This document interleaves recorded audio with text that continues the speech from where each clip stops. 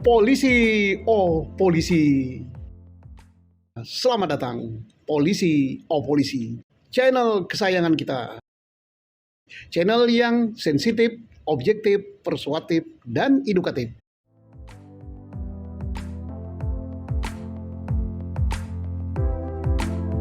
Selamat datang, selamat menyaksikan. Assalamualaikum warahmatullahi wabarakatuh. Selamat sore, salam sejahtera. Sore ini kita ngeteh dan ngopi loh mas. Ada teh dan kopi. Baik ya. Pak Dirjen, Pak Ambasador. Sore ini kita sambil ngeteh ini kita ngobrol. Ngobrol yang lagi ngetop di dunia maya ataupun dalam pemberitaan Republik ini. Tentang tragedi di rumah jenderal. Apa yang kita bahas? Kejanggalan yang masih janggal. Nah, di sebelah saya Pak Ambasador Dr. Ito Sumardi SH MM ya. Beliau ini mantan, bukan mantan, ambasador itu nggak ada mantan, yang mulia terus dia. Perwakilan tetap berkuasa penuh di negara ASEAN, berarti kelas A ya, di Myanmar. Pernah menjadi Kapolda dan pernah menjadi Kabaris Krim kalau soal penyidik dan juga lalu lintas, ini hebatnya. Nggak perlu diragukan lagi lah, dan selalu tampil di media-media kalau terkait dengan masalah hukum dan masalah polisi masih sini. Sebelah berikut, ini yang ganteng, yang cakep, ini ya, masih kayak taruna saja. Pendatang baru. Pendatang baru, adik kelas kita yang tidak diragukan lagi. Tapi saya hormat, beliau adalah Dirjen Imigrasi. Mantap. Tahun berapa mas? 2015 sampai 2020 22. Dialah yang dulunya merubah imigrasi pakai apa nama tak perlu ngantri, pakai online dan sebagainya. Dan pernah juga Kapolda di daerah pariwisata. Kalau Bali dia hafal luar kepala ya Mas ya. Ya. Kemudian karirnya di reserse tidak usah diragukan lagi. Karo Wasidik. Karo Wasidik. Jadi penyidik itu dia Wasidia, bukan karo kue.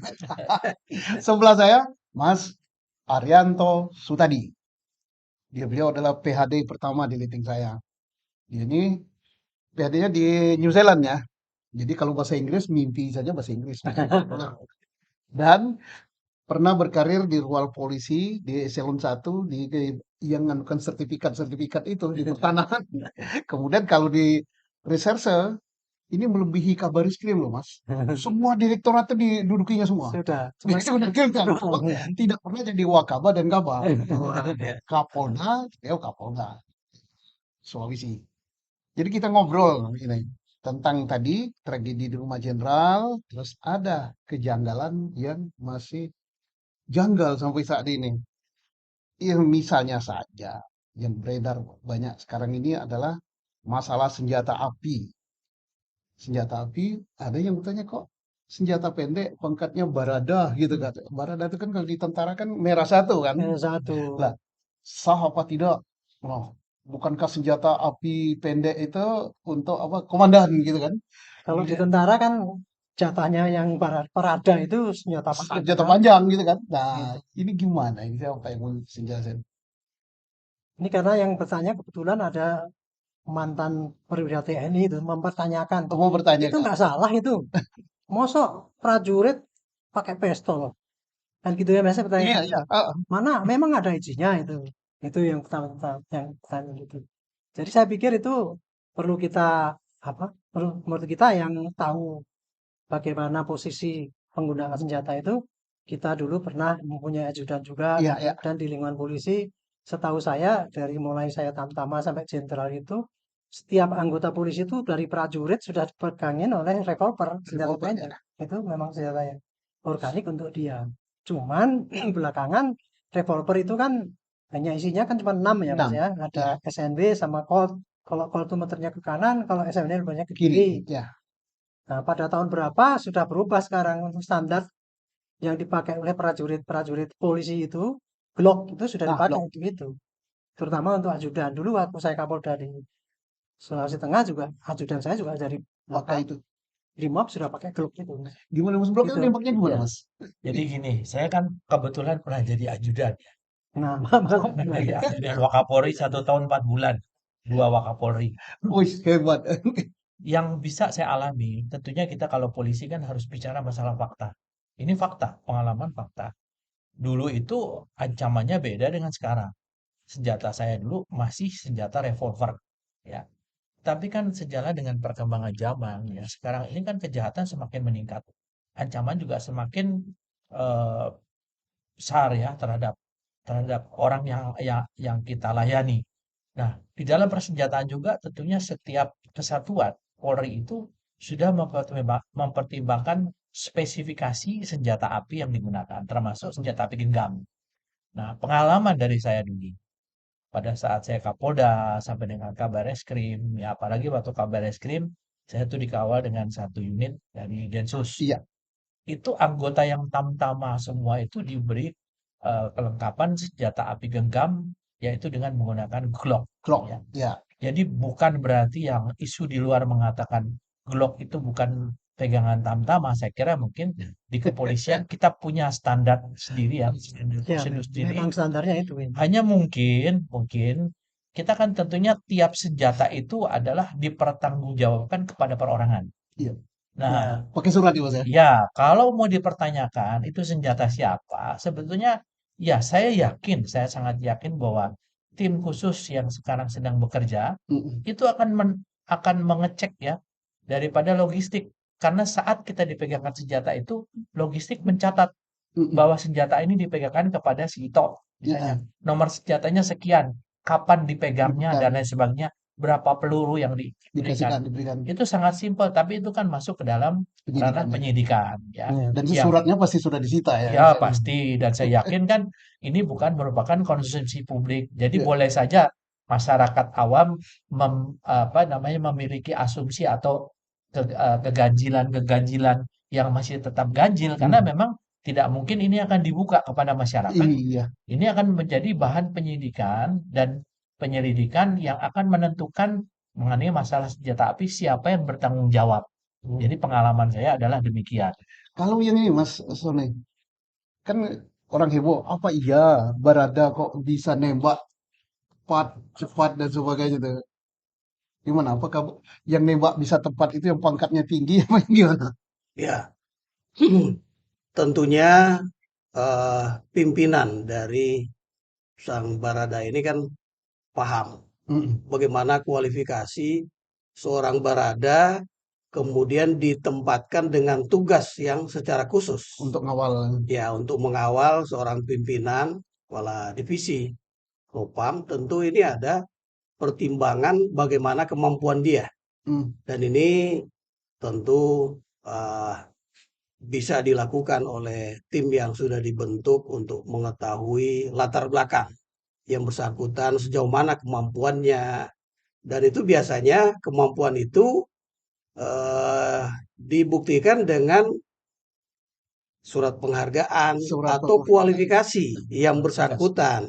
Bagaimana dia kemampuannya dalam Nembak. hal menggunakan senjata api, termasuk juga karena ini penugasan khusus, biasanya senjata api itu terkait dengan penugasannya.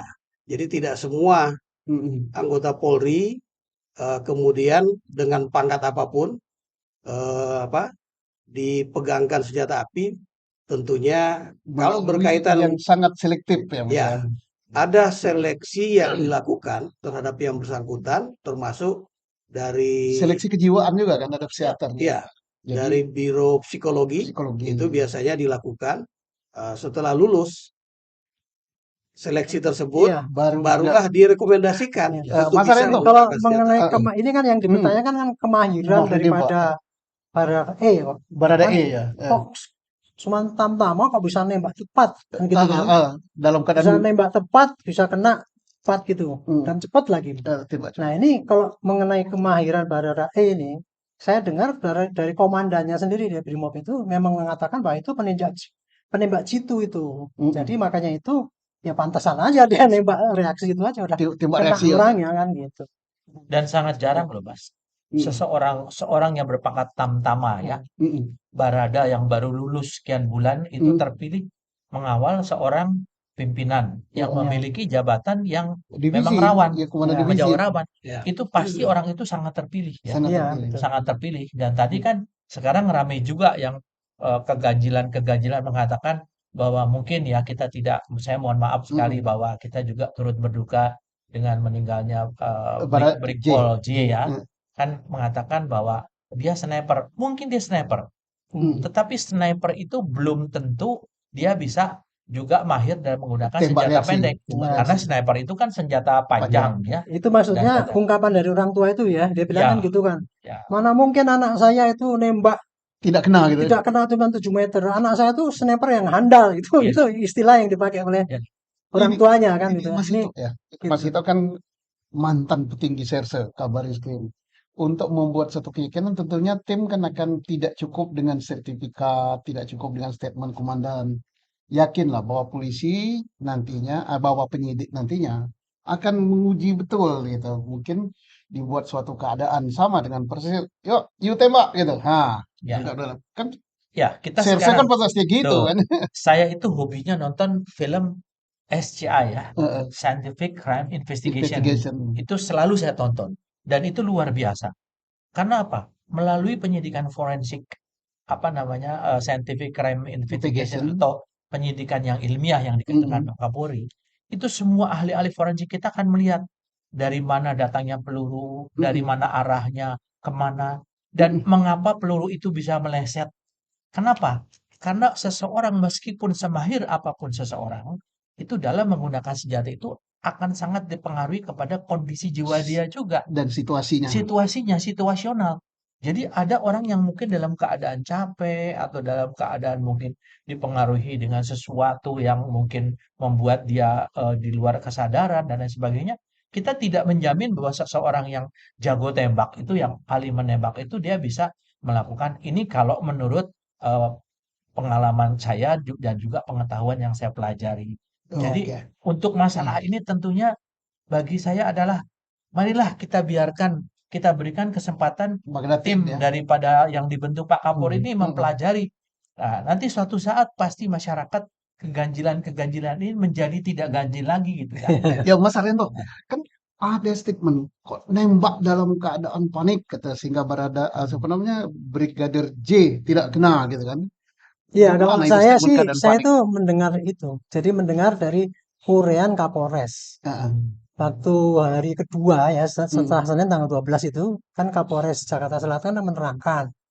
Itu kejadiannya begini, ketika itu pas Heeh. baru keluar, Panik. kemudian dipergokin oleh itu, ada apa bang? Itu Ya, jawabnya bukan bukan jawab ada apa, tapi langsung nembak dia. nembak gitu. Itu menurut Kapolres katanya waktu itu dia dalam keadaan panik gitu. Saya pikir menurut saya ya sebagai senior itu Statementnya ya kok. statement itu Kapolres saya kira itu Subjektif. bukan fakta itu. Ya, Itu subjektif. kan ada penafsiran kan itu kan. Asumsi.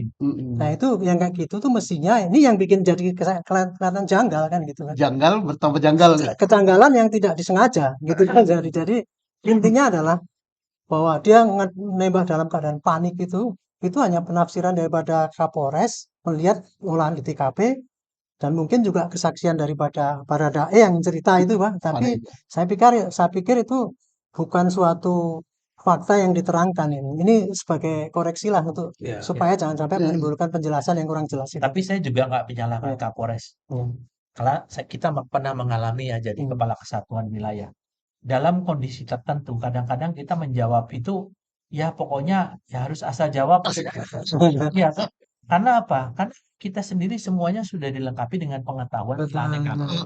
Karena kalau memang dikatakan waktu itu dia keadaan panik, bagaimana kita menanyakan orang yang sudah Sudah meninggal? mati. Nah, jadi ya. saya kira kita juga bisa memahami dalam Maklum. kondisi yang Ya, begini ya. Saya kira mungkin ini untuk Ya. nanti ke jangan depannya jangan diperbesar ya, lah Pak. ya Gimana sebaik Pak? Mas Zul bikin Ya, kepanik-panikan. jadi dalam hal mantan Kadif Nanti kok kita bicara bagaimana pembuktian.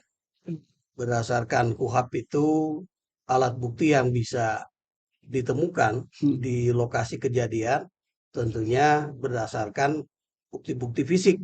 Ya. Sebagaimana tadi Pak Susno dan juga para senior yang lain sudah menyampaikan bahwa crime scene processing ini Iya. kan dilakukan secara ilmiah. secara ilmiah. Nah, tentu jejak dari serpihan atau proyektil yang ditemukan di tempat kejadian itu kan pasti diperiksa oleh tim laboratorium forensik.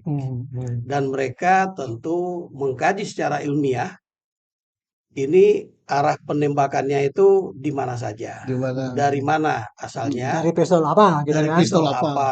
Nah, dari situ kan bisa dikaji apakah betul panik, dan tentang kepanikan ini Sehingga 5 tembak apa 5 apa 7 punya dia? 7. Dia 7 7 ya. semua nggak ada kena. Semua nggak ada yang kena gitu kan. 7 peluru Ya, ya J itu yang 7 ditembakkan nembaknya. ya. Sedangkan E 5. Memang. Ya, Kena semua. Nah, ini katanya satunya panik, satunya nggak panik. Jadi nantinya kan akan diuji kan. betul. Di samping Diuji. itu, kita mengetahui bahwa alat bukti itu kan juga ada keterangan ahli.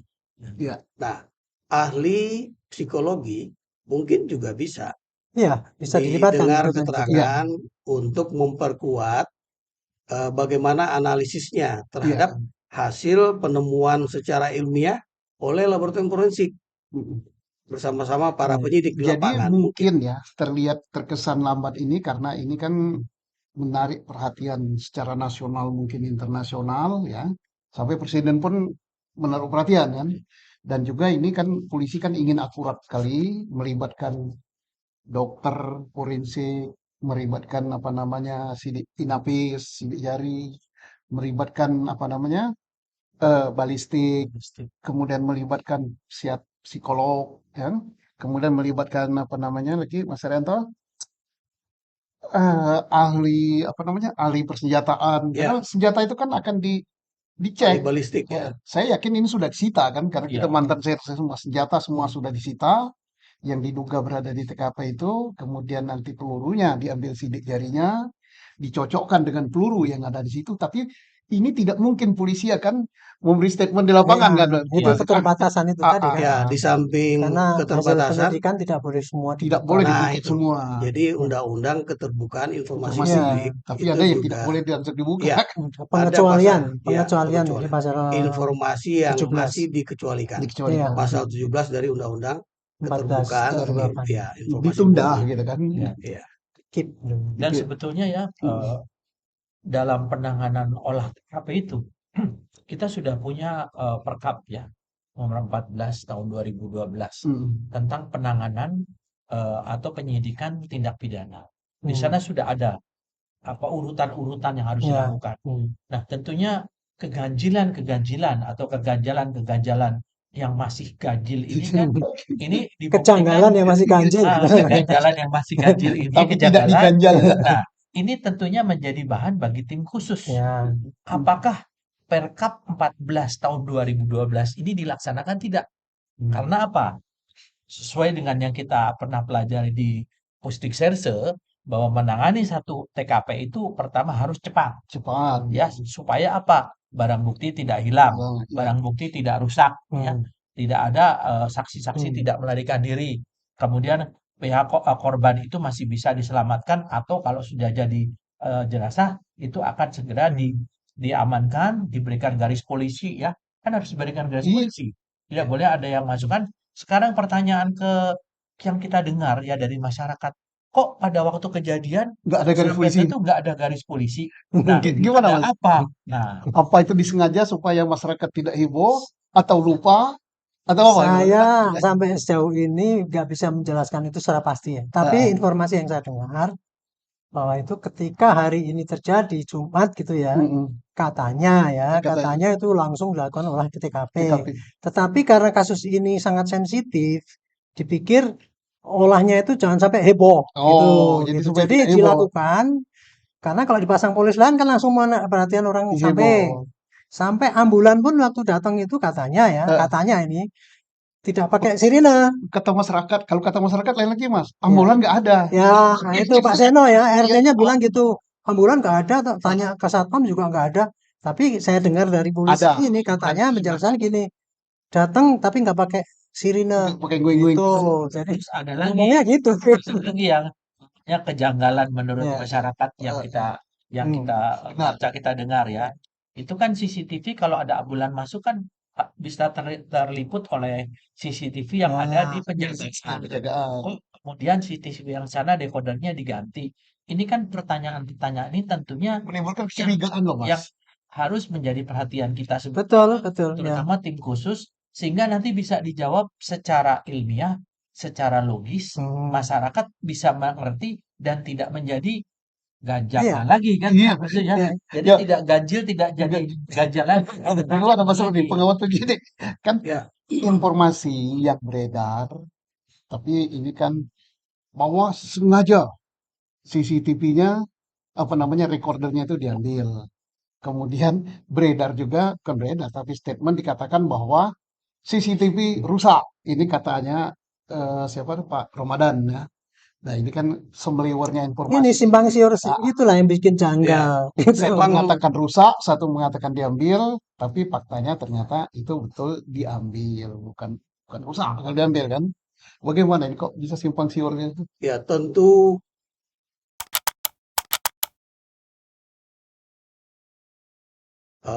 petugas dari kepolisian yang datang ke tempat kejadian, yang melakukan langkah-langkah ya masuk di dalam kegiatan pengolahan tempat kejadian perkara, bisa memberikan penjelasan sebenarnya tentang kenapa mereka melakukan itu. Misalnya mengambil decoder dan sebagainya. Ada pertimbangan-pertimbangan yang mungkin Ya, saja ya. belum diekspos. Heeh. Nah, yang akan diekspos itu tentunya setelah mereka sudah melakukan semua kegiatan ini rampung semua Heeh. dan tidak ada lagi hal-hal yang perlu ditutupi, pasti penyidik akan memberikan penjelasan kepada masyarakat Nah, apa sebenarnya nah ini, pertimbangannya. Ya itu. ini Mas Arianto, ini yang ditunggu-tunggu. Karena ini kan saya kira sangat ini Mas Ito. Recordernya diambil oleh serse, kemudian Decodernya. decodernya diambil, tentunya mereka sudah bekerja ya, sudah buka itu.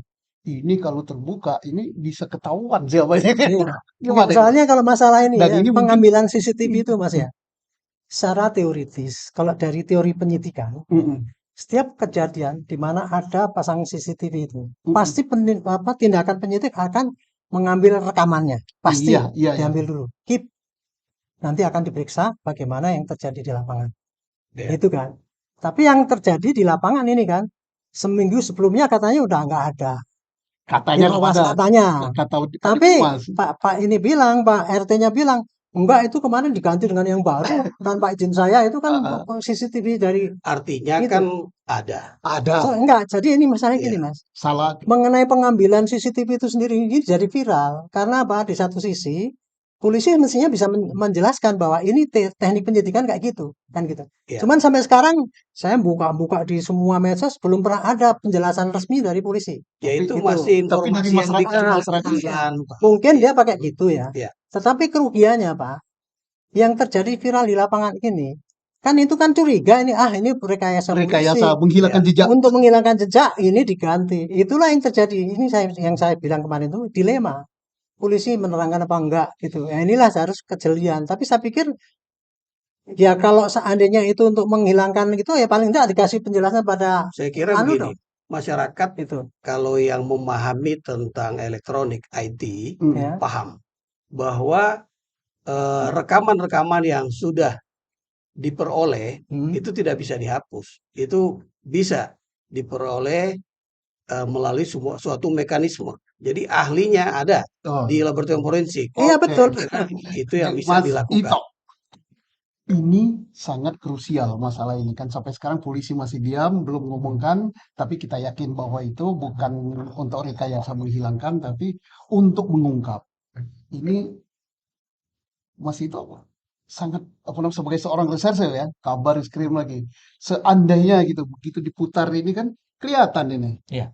Ya. Sebelum peristiwa, saat peristiwa, dan setelah peristiwa. Ya, Mas, gitu. gimana Mas tanggapannya? Jadi kalau CCTV itu kan adalah satu alat bukti yang mempermudah cepat terungkapnya satu perkara. Nah, kemudian sekarang kan kita sudah menjelaskan kepada masyarakat sesuai dengan pengalaman kita di reserse. Marilah kita berpositif thinking. Positive thinking itu bahwa kuncinya. Decoder ini sekarang ada di tangan penyidik digunakan untuk kepentingan penyidikan. Kita membuat terangnya perkara ya, kan? Jadi hanya memang ini tidak disampaikan ke masyarakat, mungkin belum sempat, karena mungkin ini masuk dalam ranah Tapi saya kira ini emang harus disampaikan Bisa bahwa tapi ini nanti ya. Mau ini tidak mau ini gitu. ini memang kita ambil untuk kepentingan penyidik. Saya kira masyarakat nggak akan bertanya-tanya gitu. Iya gitu. Karena tidak diomongin, maka tidak tanya-tanya gitu. Dan Ya, kalau tidak diomongkan nantinya kan ada timbul kecurigaan seperti sekarang, wah ini ya, merekayasa. ya. Apalagi ada penjelasan yang berbeda, satu mengatakan rusak, kemudian yang ini ketua RT mengatakan, oh enggak itu diambil. Apalagi ada yang bilang disambar petir ya. Ada Itu secara teknis CCTV bengkel semua. tukang ahli-ahli CCTV aja bisa menjawab bahwa ini apakah ini sambar petir atau enggak kan. Jadi jangan sampai kita membuat satu statement yang Mm. akhirnya menjerat bahwa statement kita itu ternyata tidak benar. Oke, jadi positive thinking insya Allah dan Ya, mungkin nanti bantuan terbesar ngungkap peristiwa ini adalah CCTV itu. ya, Ya, Nah, Ya. jadi tim yang sudah dibentuk jangan sampai mengabaikan CCTV ini. Kita yakin itu nanti pasti CCTV diputar di pengadilan, Pak. Kalau memang itu nanti Ah, ke pengadilan ya. gitu kan. kalau mungkin. Iya. ya. Terus ini, Mas ada lagi yang lucu. Ini orang cukup terpandang juga, terdidik juga. Kok polisi bisa saling tembak menembak? Ya mana mas? Kok polisi bisa? Kayak koboi Kayak katanya. Ya, itu Mas Ito bilang kemarin kan, di masyarakat umum tanya, bisa tembak menembak antara polisi gitu kan. Ngotot kemana kayak polisi kayak koboi aja. Kalau menurut saya Mas, ini masalahnya bukan kok bisa, sudah terjadi itu, sudah terjadi tembak menembak Dan kan bisa gitu. terjadi kapan saja. Ya kapan saja sudah sering itu Sering terjadi. terjadi. Dan Cuman yang kalau pada siapa saja yang bekerja. baru di rumah jenderal baru sekarang ini tembak-tembak kayak gitu. Tapi kok bisa, bukan kok bisa jawabannya. Sudah terjadi, yang penting adalah kenapa bisa terjadi itu. Ya, Mas. Itulah yang selama ini muncul adalah tembak menembak antara sesama Polri Ya. di rumah jenderal. Hmm. Lah, kan tembak penembak ini kalau kita menggunakan pendekatan kausalitas, ada sebab, ada akibat kan? Akibatnya, ya. Sebabnya ini kan kita tidak pernah menyentuh. Nah, sebabnya ini tentunya masyarakat juga perlu untuk mengetahui. Tembak menembak ini kan ada sebabnya. Ada sebab. Nah, karena sebabnya ini masih sangat sumir Tanda ya, tanya, masih tanda sangat tanya. sumir dan memerlukan pendalaman karena harus ada pemeriksaan saksi, apalagi salah satu adalah yang terlibat itu meninggal dunia Meninggal kan, dunia. sehingga masalah ini sekarang sedang menjadi satu pekerjaan rumah yang cukup berat bagi tim penyidik ya. Di sini diperlukan juga tadi kan penyidikan secara ilmiah. Secara Ya, ilmiah. mudah-mudahan kita tidak terjebak di dalam peristiwa tembak menembaknya, tetapi secara keseluruhan bahwa peristiwa tembak menembak ini disebabkan awalnya adalah ada satu peristiwa lain ya. Ya. Yang ini yang mungkin harus kita pahami oleh Dan masyarakat. itu banyak sekali spekulasi, Mas. Spekulasi. Ya. Gitu. Dan ini ada lagi Itu yang yang menarik membuat- lagi tentang tembak menembak ini. Pertanyaan lagi nih, kita hanya nyampaikan apa mungkin karena ditanya gitu aja, lagi apa bang gitu kan? Kok langsung ngeluarin senjata tembak? Kemudian dibalas juga dengan tembakan kok. Katanya ahli nembak kok sampai mati gitu. Gimana? Sementara ini kan kita Apa melumpuhkan aja Pak memang? ya artinya kan kita melihat dan mendengar dari beberapa penjelasan yang diulas baik oleh kepolisian setempat maupun ulasan-ulasan yang beredar di media massa. Nah, tentunya penyidik yang menangani kasus ini lebih memahami Iya. tentang apa sih yang terjadi karena mereka yang mendengar keterangan Ya. baik dari saksi-saksi yang mereka dapatkan pada awal penanganan dan pengolahan tempat kejadian perkara. Di situ kuncinya. Supaya tidak ada informasi liar, jangan membuat asumsi bahwa begini-begini. Yang begini tidak boleh dijelaskan kalau tidak punya bahan yang lengkap. Betul. Ini Ya. porsinya penyidik yang Betul. sudah tahu. Dan kenapa penyidik tidak nyampaikan? Ya tadi Mas itu ya mungkin belum Kepentingan. waktunya. Ya. Jadi janganlah membuat asumsi liar. Pasti akan terungkap oleh penyidik kalau dia sudah punya data yang lengkap ya Mas Ari gitu ya. Iya memang. Ya ini kasus ini kan menyangkut aib Polri kan. Iya. Jadi pasti masyarakat ingin tahu untuk aibnya di mana kan. Aduh, Ini mengapa? apakah kejadiannya itu memang ya kayak gitu ya seperti diuraikan. Tapi kan masyarakat pasti bertanya, nah, ini yang diuraikan benar nggak? Kayak gitu kan? Apa Benar nggak emang itu apa itu suatu rekayasa? Ini yang jadi pertanyaan besar oleh publik yang sekarang. Dan itu tidak bisa dihindarkan, Pak. Maka saya pikir ya, apapun informasi mengenai kemungkinan-kemungkinan itu diserap oleh penyidik untuk bahan pengembangan penyidikan. gitu. Jadi Ya, nanti yang ini kira-kira oh ini berarti stop. Tapi kalau ini diperdalam ini. ya, Nah, sependapat itu. ya gitu. Sependapat. Ya, Jadi Mas, tadi Mas Roni lah mantan Kadif Humas mengelola informasi Iya. gitu. Apa sudah perlu satu pintu ini tim ini Ya, seperti sekarang? biasanya memang humas itu menjadi corongnya Polri pada Mm. masyarakat. Ketika humas mendapatkan informasi yang diberikan dari penyidik, tentu humas lebih leluasa untuk bisa memberikan penjelasan yang dibutuhkan oleh masyarakat. Oleh karena itu, penyidik tentu sudah mengetahui sejauh mana informasi yang bisa disampaikan kepada masyarakat. Dan ini karena sudah sangat-sangat nasional, saya kira mungkin sudah waktunya tidak terlalu banyak apa namanya jendela penyampaian informasi Ya, terpusat satu ya. pintu sebaiknya memang humas itulah yang Mm. betul menjadi corong penyampaian informasi kepada masyarakat, dan humas sebagaimana pengalaman saya sudah Mm. sangat piawai untuk melakukan Oke. tugas ini. Jadi jangan semua orang ngomong gitu kan, Betul karena sekali. kasus ini besar Ya, gitu. Betul, betul. Bukan kasus tilang di jalan ya. Ya. ya artinya dan mungkin skop yang disampaikan oleh Humas Polri sekarang ini bukan hanya fokus pada penyidik bagaimana kerjanya, Mm-mm. tapi juga kepada bagaimana tim khusus yang dibentuk oleh Kapolri itu betul-betul melaksanakan fungsinya tadi ya untuk pengawasan supaya bahwa penyidikan yang sekarang dilakukan itu bukan hanya penyidikan yang sesuai dengan skenario gitu. Ah, Itu ya. yang Nah, penting ini dianukan. saya sangat tertarik nih. Tim khusus jangan sampai bekerja sesuai skenario. Gimana Mas kepercayaan masyarakat terhadap tim khusus ini? Jadi saya membaca di beberapa medsos Mm. ada semacam kesan bahwa pesimistik dari masyarakat. Ini tim Pesimis tuh ragu ya. keraguan masyarakat. Ini tim khusus ini dibentuk apa ya bermanfaat? Orang yang ditangani adalah masalah Polri dengan Polri juga, Jadi jeruk lembaga pakai jeruk. Polri. Tapi mungkin di sini saya melihat ya Pak ya, komitmen Bapak Kapolri Iya. ya mengambil alih segera kasus yang sudah mulai melebar kemana-mana Itikat baik ya, dengan Etikat baik. membentuk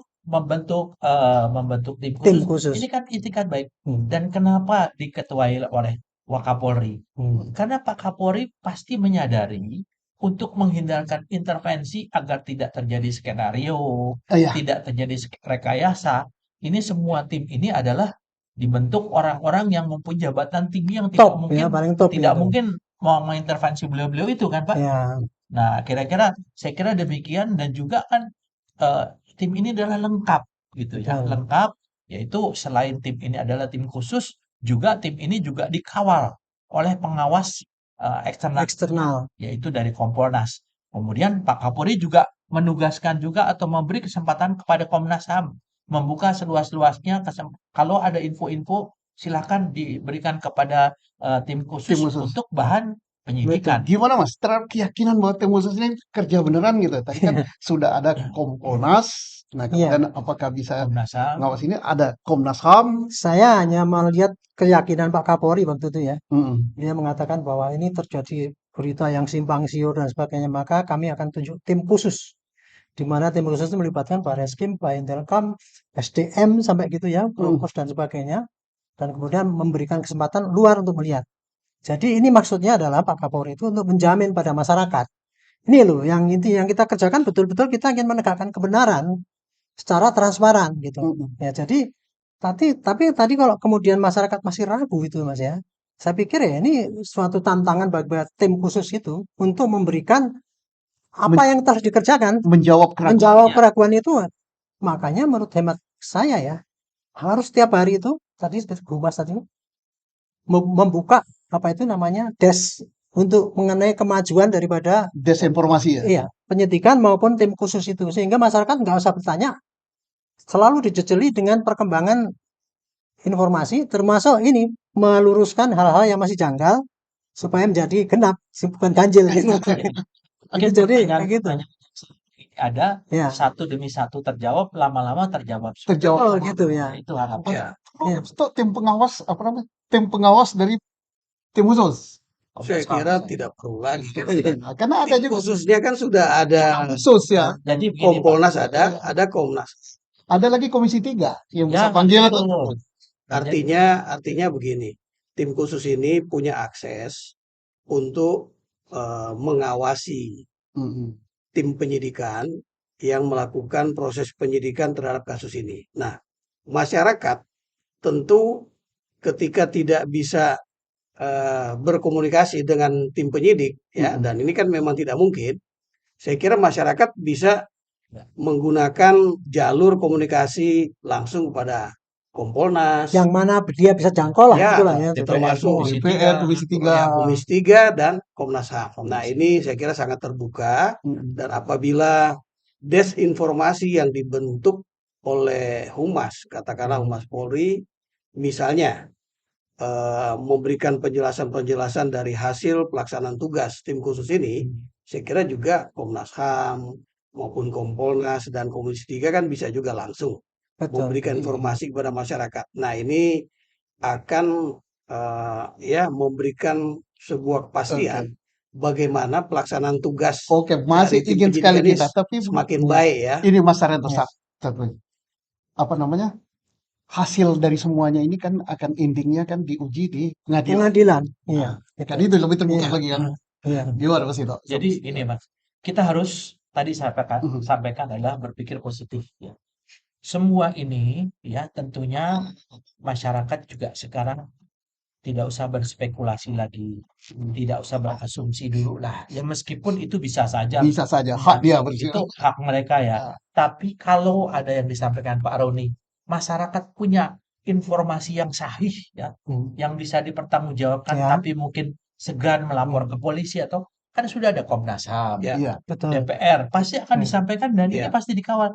Di sini saya sangat yakin bahwa Pak Kapolri, Polri ini akan mempertaruhkan kredibilitas institusi. Betul. Ya, Ya, betul. kita tidak akan mengorbankan institusi Ya. untuk melindungi seseorang. Iya. Ya. Nah, oleh karena itu yang tadi tim khusus ini adalah menghindarkan intervensi dari Intervensi ya. mungkin Pihak yang- pihak-pihak yang Pihak mungkin yang terlibat. mungkin terlibat. Ya, saya kira ini satu hal yang sangat positif yang harus kita angkat tangan kepada Bapak Kapolri Iya. dan Ya. Polri lah pada saat ini ya, pimpinan Polri ya. Saya ingin Dan- nambah satu saran, Iya, Mas. Untuk supaya efektif kerjaan daripada tim khusus ini, saya belum pernah dengar ya, tapi ada baiknya membuka hotline. Pada Oh, masyarakat yang mempunyai informasi Ya. apapun ditampung oleh tim khusus itu dan dijadikan bahan untuk pengembangan penyidikan. Saya Itu kira ide tadi. bagus itu. Iya, Iya kan, ide itu bagus kan? sekali. Gitu. Ini Humas juga bagus itu ya. Ide bagus hotline. Hotline itu artinya ada jalur yang bisa untuk menyampaikan lewat Langsung diterima elektronik. Jadi, gitu kan. apakah WA, apakah SMS, apakah telepon, apakah email yang langsung diterima gitu kan. Jangan sampai nanti di WA nggak dijawab, di telepon nggak diangkat, kemudian kirim email hilang tak berkesan gitu. Kalau Humas sekarang sudah sangat proaktif. Enggak, tapi untuk ke tim khusus ini Tim saya khusus, pikir Mas. perlu, Mas. Mm. Karena setiap hari kan kita melihat medsos itu Oh. muncul ini itu Iya. karena tidak ada saluran yang untuk ke Salurannya situ. itu. Dan ini kalau bisa Ya. terjadi, Pak, ini adalah bisa mempercepat pengungkapan perkara. Iya, betul. Yang Sehingga tidak menjadi keseluruhan. beban. Tidak menjadi beban buat Polri, masyarakat puas, Hmm. kredibilitas institusi kita bisa dipertahankan, juga untuk pemerintah juga tidak ada beban. Karena banyak kasus-kasus lain yang saat ini sedang Dihadapkan kepada yang kita. marak ya Pak ya, Iya. seperti kasus tanah dan lain sebagainya. Ya. Kasus tasak korek. Oke, masih pingin sekali ngobrol, tapi kita lanjutkan nanti lain waktu ya, karena ini kan Masih berkelanjutan menarik lah. sekali ini kan. Terima kasih. Terima kasih para penonton sekalian. Salam POP. Terima kasih. Jangan lupa subscribe, like, and share, serta masukkan komentar Anda ditulis di YouTube ini. Dadah.